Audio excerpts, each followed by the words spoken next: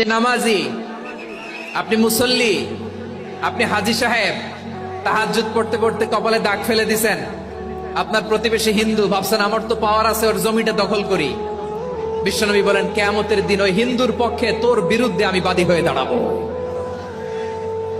পৃথিবীর কোন ধর্মে এরকম স্টেটমেন্ট পাবেন? পাবেন? আপনি ভাবছেন আপনি নামাজ পড়লে হাজী সাহেব কপালে দাগ ফেলায় দিলে আপনি সেলসেলায় জান্নাতে চলে যাবেন না? খবরদার।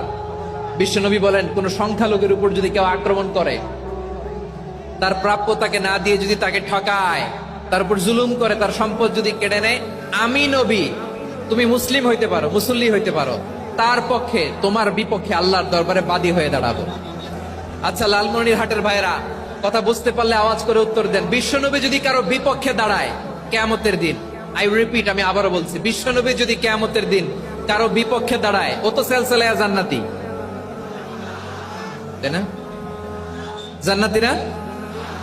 যে নবীর সুপারিশ ছাড়া জান্নাতের গেটও দেখা যাবে না, ওই নবী যদি বলে তোর বিপক্ষে আমি বাদী হয়ে দাঁড়াবো, ওই জান্নাতে আর ঢোকার কোনো সুযোগ আমাদের থাকবে?